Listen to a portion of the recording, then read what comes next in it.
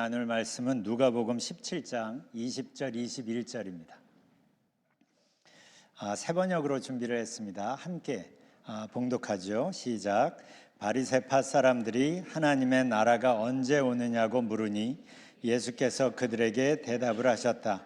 하나님의 나라는 눈으로 볼 수 있는 모습으로 오지 않는다. 또 보아라 여기에 있다 또는 저기에 있다 하고 말할 수도 없다. 보아라 하나님의 나라는 너희 가운데에 있다. 아멘. 우리는 지금 사순절을 지나고 있습니다. 이 시점에서 예수님의 사역의 핵심을 다시 짚어보는 게 좋을 것 같아요. 예수님께서 오셔서 많은 일들을 하셨지만 예수님의 사역은 한 가지에 초점 맞춰져 있는데 그것은 하나님의 나라입니다. 예수님의 첫 설교부터 이걸 보여주죠. 때가 찼고 하나님의 나라가 가까웠으니 회개하고 복음을 믿으라 하시더라. 하나님의 나라가 가까이 왔다. 이게 예수님의 첫 메시지였어요.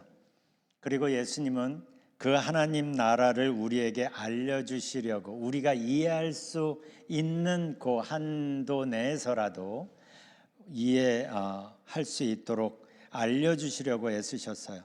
그래서 하나님 나라는 이와 같으니 그러면서 여러 비유로 알려주셨죠. 그리고 하나님의 나라가 우리에게 임하면 어떤 변화가 생기는지를 보여주려고 많은 병자들을 고치시고 귀신 들린 자들을 깨끗하게 하셨어요. 즉 그것은 하나님께서 그 한 사람 한 사람을 고치신 것보다 훨씬 더 중요한 메시지가 거기에 담겨 있는데 하나님의 나라가 임할 때 우리가 경험하게 될 아름다운 변화와 회복을 미리 보여주신 거예요. 그러니까 사실 그것은 치유받은 그 사람들에게만 해당되는 치유 사역이 아니라 우리 모두에게 주시는 메시지죠. 그리고 하나님께서 너를 이렇게 회복시키시기를 원하셔. 이렇게 변화시키시기를 원하셔. 그만큼 사랑의 마음을 가지고 있고 충분히 그럴 수 있는 능력을 갖고 계셔라는 걸 보여주는 거예요. 그리고 그 결과는 기쁨과 평화입니다. 하나님의 나라가 우리 가운데 임할 때 이런 아름다운 변화가 생기고 그 결과는 우리가 하나님 안에서 기쁨, 평화. 그래서 하나님은 우리에게 그 하나님의 나라로 들어가는 길을 열어주셨습니다. 더 정확하게 말하면 하나님 나라로 들어가는 그 길을 직접 그 길이 되어주셨어요. 그래서 예수님은 아주 분명하게 말씀하십니다. 내가 곧 길이요 진리요 생명이니 나로 말미암지 않고는 아버지께로 올 자가 없느니라. 내가 곧 길이요 진리요 생명이라고 말씀하세요.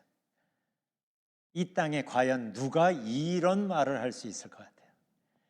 예수님께서 우리에게 직접 길이 되어주셨기 때문이죠. 이게 예수님이 이 사순절에 십자가를 향해 걸어가시는 이유고 십자가를 지신 이유이죠. 하나님 나라와 관련해서 많은 사람들이 궁금해하는 주제들 중에 하나가 이거죠. 하나님 나라는 우리가 앞으로 경험할 미래의 것인가 아니면 지금 경험할 수 있는 현재의 것인가? 오늘은 이 얘기를 나눠보려고 합니다. 누가복음 17장 20절에 보면 아까 우리가 읽은 그 말씀이죠. 바리새파 사람들이 예수님께 하나님 나라가 언제 오냐고 묻습니다. 그러니까 예수님이 이렇게 대답하시죠. 하나님의 나라는 눈으로 볼 수 있는 모습으로 오지 않는다. 또 보아라 여기에 있다. 또 저기에 있다. 라고 말할 수도 없다. 보아라 하나님의 나라는 너희 가운데에 있다. 하나님의 나라는 눈에 띄는 어떤 징후로 알 수 있는 게 아니라는 거예요. 그러면서 굉장히 놀라운 말씀을 여기서 하시죠. 하나님의 나라는 너희 가운데 있다.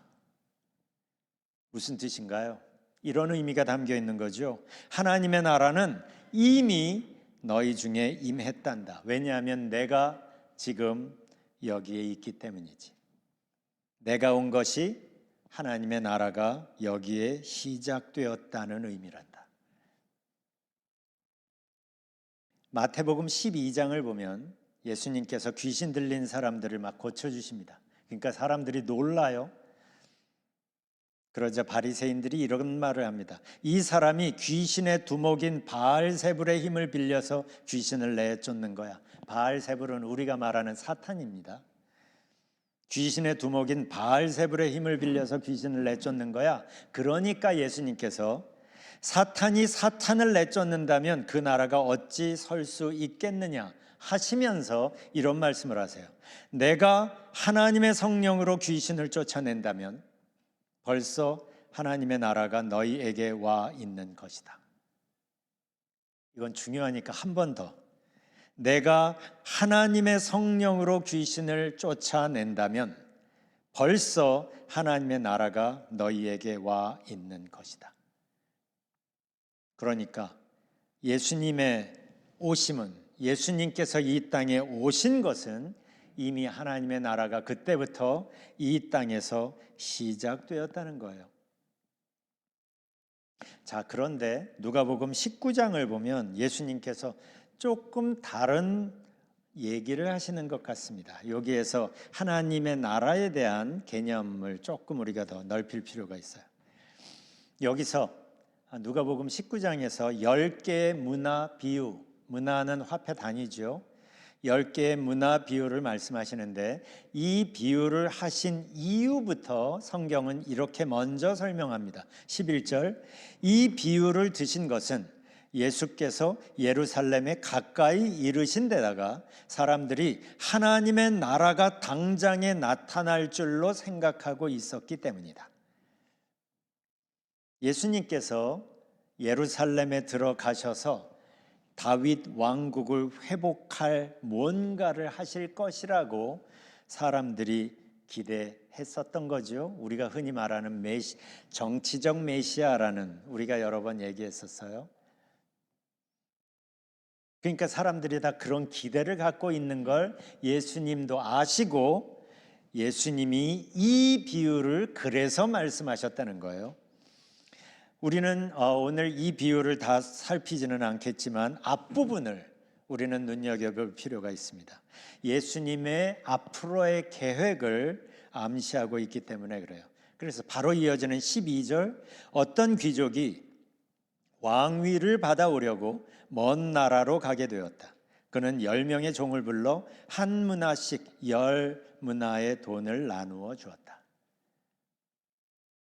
그러니까 여기서 예수님은 이 귀족처럼 한동안 떠나 계실 것을 지금 암시하고 있는 거예요. 그리고 나중에 하나님의 때에 영광과 권능으로 당신의 나라를 세우시기 위해서 다시 오실 것이죠. 우리는 이걸 예수님의 재림이라고 말하죠. 그러니까 보세요. 마태복음 12장과 누가복음 17장에서는 예수님을 통해 하나님 나라가 이미 우리 가운데 임한 것으로 말씀하고 계시고, 누가복음 19장에서는 미래의 일로 말씀하고 계세요. 그래서 여기서 약간 혼동스러울 수도 있는데, 그런데 이렇게 말씀하시는, 이렇게 하시는 데는 굉장히 중요한 이유가 있습니다.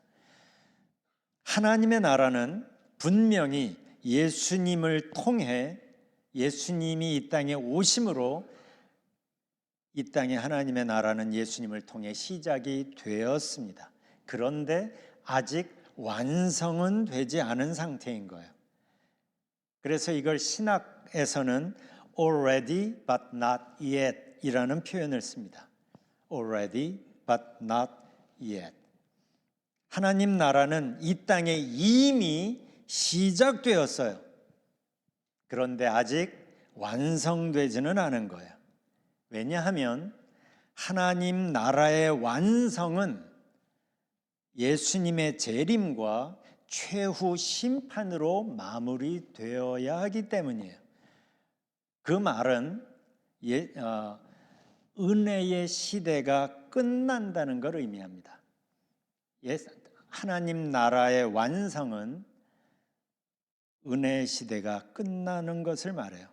이게 하나님 나라의 완성을 하나님께서 늦추시는 이유이고, 그래서 베드로가 이렇게 말하죠. 어떤 이들이 생각하는 것 같이 주님께서는 약속을 더디 지키시는 분이 아닙니다. 도리어 여러분을 위하여 오래 참으시는 것입니다. 하나님께서는 아무도 멸망하지 않고 모두 회개하는 데에 이르기를 바라십니다. 우리가 전에 누가복음 4장을 살피면서 메시아의 미션 스테이트먼트, 사명 선언문에 대해서 얘기한 적이 있는데 혹시 기억하시는지 모르겠어요. 그 장면이 바로 이 부분을 보여주고 있기 때문에 제가 그 얘기를 꺼냅니다. 누가복음 4장에 보면 예수님께서 어느 안식일에 회당에 들어가십니다. 그 장면을 세 번역으로 제가 읽어보겠습니다. 누가복음 4장 17절 들어가니까 거기 일하는 사람이 예언자 이사야의 두루마리를 예수님께 건네신 거예요. 그래서 그걸 건네받고 예수님이 그걸 펴셔서 이런 말씀이 있는 데를 찾으셨다. 18절 주님의 영이 내게 내리셨다. 주님께서 내게 기름을 부으셔서 가난한 사람에게 기쁜 소식을 전하게 하셨다. 주님께서 나를 보내셔서 포로된 사람들에게 해방을 선포하고 눈먼 사람들에게 눈뜸을 선포하고 억눌린 사람들을 풀어주고 19절 주님의 은혜의 해를 선포하게 하셨다. 20절 예수께서 두루마리를 말아서 시중 드는 사람에게 되돌려 주시고 앉으셨다. 여기서 예수님께서 읽으신 말씀이 이사야 61장 1절 2절 말씀입니다. 이 말씀은 유대인들에게 아주 잘 알려진 말씀이에요. 왜냐하면 이게 바로 메시아가 오셔서 할 일이라고 다들 생각을 했고, 그래서 유명했고 모르는 사람들이 없었습니다. 그런데 이상했어요. 유대인들이 제일 좋아하는 부분 바로 앞에서 예수님께서 읽기를 중단하셨기 때문이에요. 이사야서 62장 2절 말씀은 이렇습니다. 주님의 은혜의 해와 우리 하나님의 보복의 날을 선언하고. 그러니까 예수님께서 오시면 두 가지 메인 잡이 있는 거예요. 이 두 가지를 여기서 얘기하고 있는 거예요. 하나님의 백성들은 은혜로 회복시키고 주변의 모든 적들에게 하나님의 보복의 심판을 내리시는 것. 그래서 보통 우리 하나님의 보복의 날을 선언하고 하는 부분을 읽게 되면 그걸 듣던 사람들이 모두가 다 환호성을 지르곤 했습니다. 왜냐하면 그 날을 고대하고 있었기 때문이죠. 그래서 예수님께서 이 말씀을 읽을 때 사람들은 기뻤을 겁니다. 그리고 그 부분을 준비하고 있었을 거예요. 그런데 예수님께서 바로 그 앞부분에서 중단하신 거예요. 그게 누가복음 4장 19절인 거예요.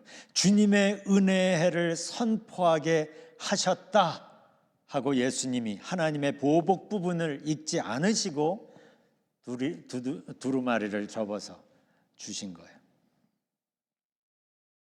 그리고 여기엔 하나님의 의도가 있었던 거죠.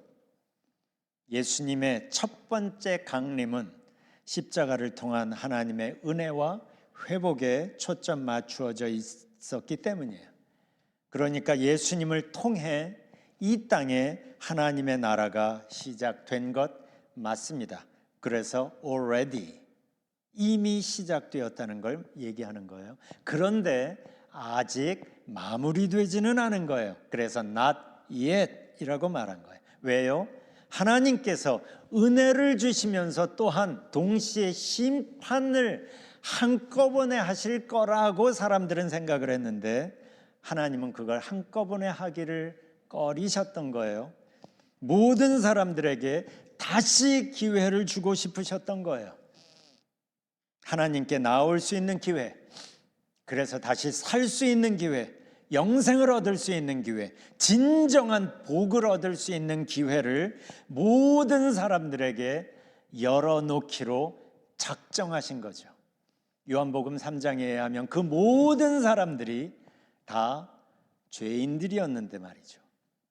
하나님의 은혜를 받을 자격을 갖춘 사람들은 하나도 없었는데 말이죠.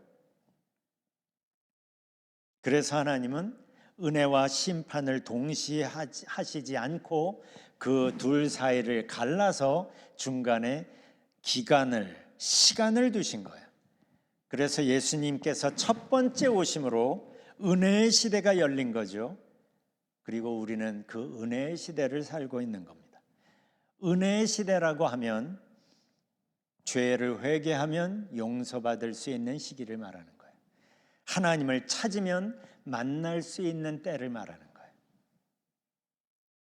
이게 우리에게는 우리가 태어나면서부터 그런 분위기에서 자랐기 때문에 이게 당연한 것 같은데, 십자가 때문에 생긴 하나님께서 은혜와 심판을 구별하여서 만드신 은혜의 때이기 때문에 우리에게 가능한 겁니다. 그래서 이사야가 말하는 겁니다. 너희는 여호와를 만날 만한 때에 찾으라. 가까이 계실 때에 그를 부르라. 이건 뭘 말합니까? 그럴 때가 지나갈 거라고 말하는 거예요. 그럴 때가 닥칠 때가 올 거라는 걸 얘기하는 겁니다. 그 은혜의 시대는 언제까지나 계속되지 않습니다. 그래서 예수님께서 마태복음 13장에서 이 비유를 말씀하십니다. 마태복음 13장 24절, 하늘나라는 자기 밭에다가 좋은 씨를 뿌리는 사람과 같다. 사람들이 잠자는 동안 원수가 와서 밀 가운데 가라지를 뿌리고 갔다. 그러니까 밀에 싹이 나올 때 가라지도 보이는 거예요. 분명히 밀만 심었는데, 그러니까 종들이 주인에게 묻습니다. 우리가 가서 가라지들을 뽑을까요? 그러니까 주인이 대답합니다. 29절, 아니다. 가라지를 뽑다가 가라지와 함께 밀까지 뽑으면 어떻게 하겠느냐. 그래서 추수 때까지 곡식과 가라지가 섞여 있게 된 겁니다. 그런데 예수님은 그렇게 섞여 있는 게 계속되지는 않을 거라는 걸 말씀하십니다. 이어지는 30절, 추수 때까지 둘 다 함께 자라도록 내버려 두어라. 추수할 때에 내가 추수꾼에게 먼저 가라지를 뽑아 단으로 묶어서 불태워 버리고 밀은 내 곳간에 거두어 드리라고 하겠다. 아까도 말씀드렸지만 우리는 지금 은혜의 시대를 살고 있습니다. 하나님은 모든 사람들에게 기회를 주십니다. 죄를 해결할 수 있는 기회, 하나님 앞에 나올 수 있는 기회. 그런데 우리 입장에선 하나님께서 왜 악인들을 그냥 내버려 두시는지 이해가 되지 않아요. 왜 악인들을 그냥 내버려 둬서 이 혼돈의 시대를 그냥 보고만 계시는지 이해가 되지 않아요. 그런데 거기엔 하나님의 의도가 있는 거예요. 우리가 생각하는 그 악인들일지라도 하나님은 회개하여 용서받고 살기를 원하시기 때문에 그들에게 아직 좀 더 기회를 주시고 싶으시기 때문에, 그래서 때때로 왜 하나님께서 악인들을 그냥 두실까요? 왜 이 세상이 이렇게 혼돈으로 가게 그냥 두실까요? 누구보다 하나님이 모르시지 않지요. 그렇지만 기다리신다고 성경은 말씀하십니다. 그래서 이 말씀 조금 뒤에 47절에서 다시 예수님께서 이 비유를 말씀하세요. 마태복음 13장 47절, 또 하늘나라는 바다에 그물을 던져서 온갖 고기를 잡아 올리는 것과 같다. 하나님 나라는 이미 우리에게 와서 온갖 고기를 잡아 올리는 것 같다는 거예요. 온갖 고기, 온갖 물고기라 하면 좋은 고기, 나쁜 고기가 섞여 있는 거죠. 그러니까 혼돈처럼 우리는 느껴지는 거예요. 그런데 이어서 또 말씀하십니다. 그런 상황이 좋은 고기, 나쁜 고기가 섞여 있는 그 혼돈의 상황이 계속되지는 않을 거라는 거. 그게 48절이에요. 그물이 가득 차면 해변에 끌어올려 놓고 앉아서 좋은 것들은 그릇에 담고 나쁜 것들은 내버린다. 뭐죠? 심판을 말씀하시는 거예요. 심판이 이어진다는 거예요. 이걸 조금 더 분명하게 말씀하십니다. 49절 50절. 세상 끝날에도 이렇게 할 것이다. 천사들이 와서 의인들 사이에서 악인들을 가려내어 그들을 불아궁이에 쳐 넣을 것이니 그들은 거기서 울며 이를 갈 것이다. 사실 하나님도 이걸 기뻐하시지 않죠? 그래서 하나님은 심판을 미루시고 은혜의 시대를 여신 것이죠. 그리고 지금도 기다리고 계시는 거죠. 그런데 성경은, 예수님은 아주 분명하고 단호하게 말씀하십니다. 이 은혜의 시대가 언제까지나 이어지지는 않을 거라는 것. 그렇기 때문에 아직 기회가 있을 때 우리도 우리 자신을 살펴봐야 합니다. 교회에 나온다는 한 가지 때문에 다 알곡이라고 생각하지 않았으면 좋겠습니다. 교회에 다니고 안 다니고가 중요한 게 아니라 하나님과 나 사이에 개인적인 퍼스널한 관계가 있는지, 정말 내가 입으로만 하나님 아버지라고 부르는 게 아니라 정말 하나님이 내 하늘 아버지이신지, 이거 짚고 넘어가셨으면 좋겠어요. 아직 기회가 열릴 때, 있을 때, 아직 돌이키면 용서받을 수 있을 때, 내가 알곡인지 가라지인지, 아직 기회가 있을 때 내가 탕자처럼 아버지께로 돌아가야 하는 건 아닌지, 혹은 몸은 아버지 곁에 있기는 한데 탕자의 형처럼 사실은 아버지의 마음을 전혀 모르는 자기 의에 가득 차서 동생을 멸시하는 마음으로 그렇게 살고 있지는 않은지 더 늦기 전에 살펴봤으면 좋겠어요. 이 사순절에 예수님은 십자가를 향해 걸어가십니다. 왜요? 우리가 하나님 나라에 들어가기를 원하시기 때문에, 우리가 하나님 나라로 들어갈 수 있게 하시려고, 직접 생명의 길이 되어 주시려고.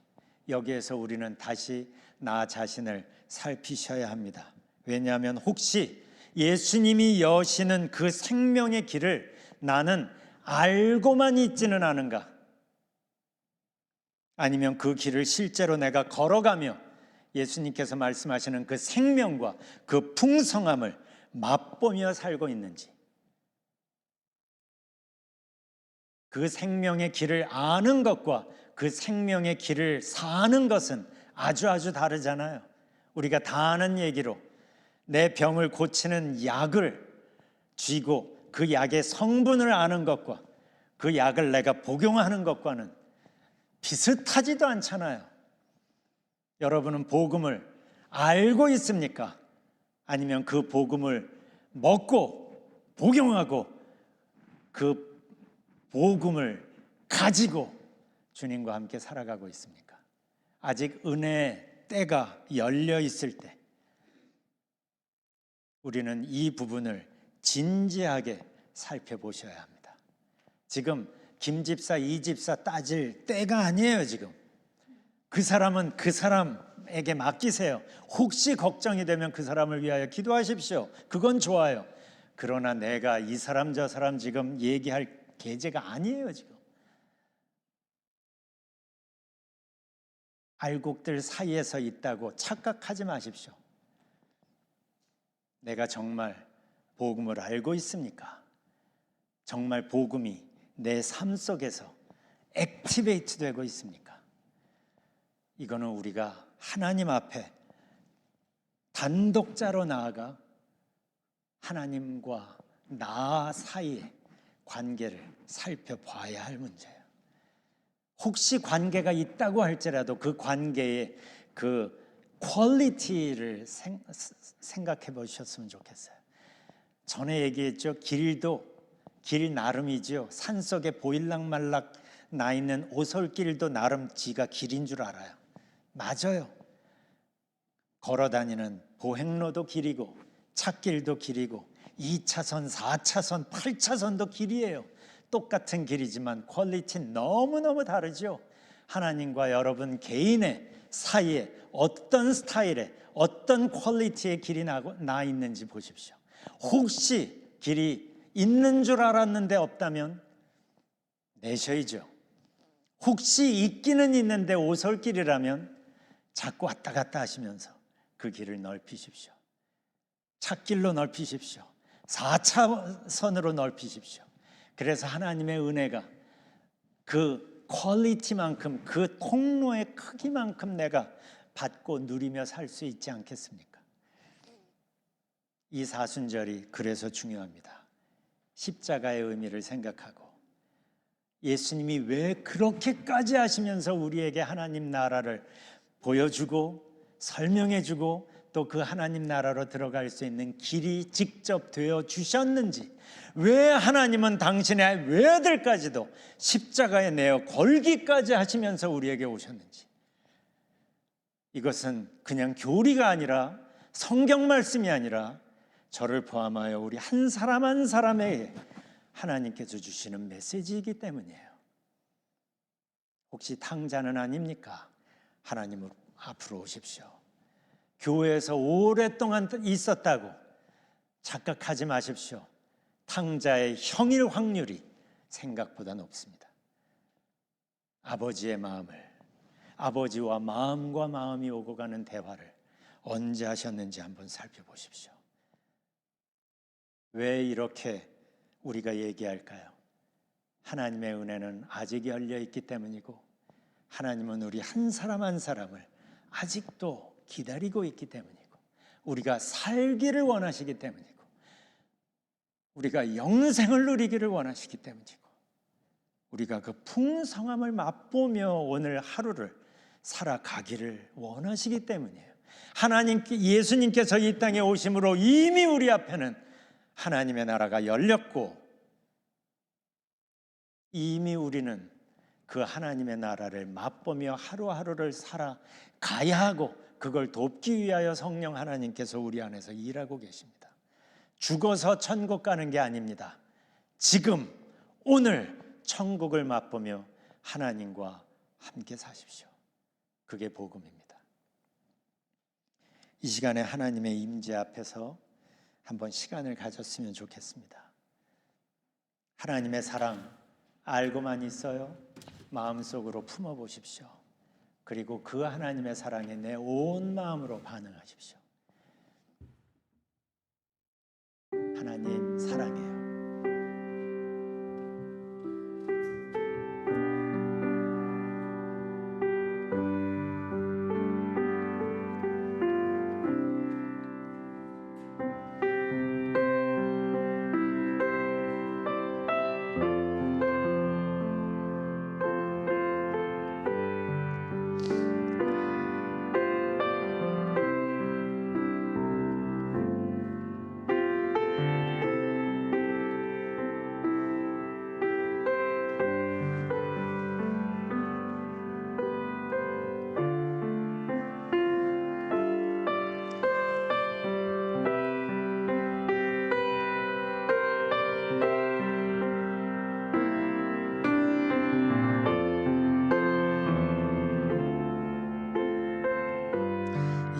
조금만 더 한번 이렇게 있어보죠. 하나님의 임재 앞에서 이 시간에는 특별히 무슨 기도를 하려고 하지 마시고 그냥 하나님 앞에 여러분의 마음을 열어오시고 나를 그렇게 사랑하시는 하나님 마음 앞에 그냥 있어 봅시다. 하나님의 임재를 누려보십시오.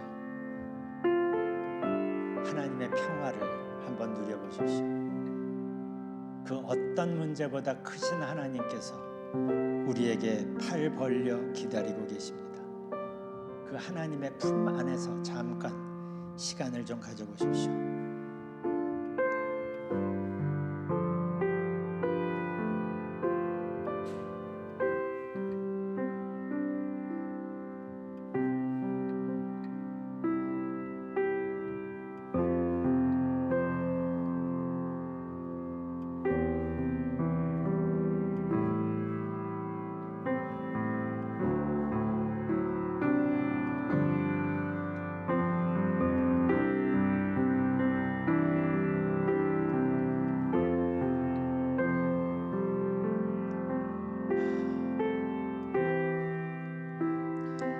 사랑의 주님, 우리에게 찾아오셔서 언제나 우리와 함께 계시니 감사합니다.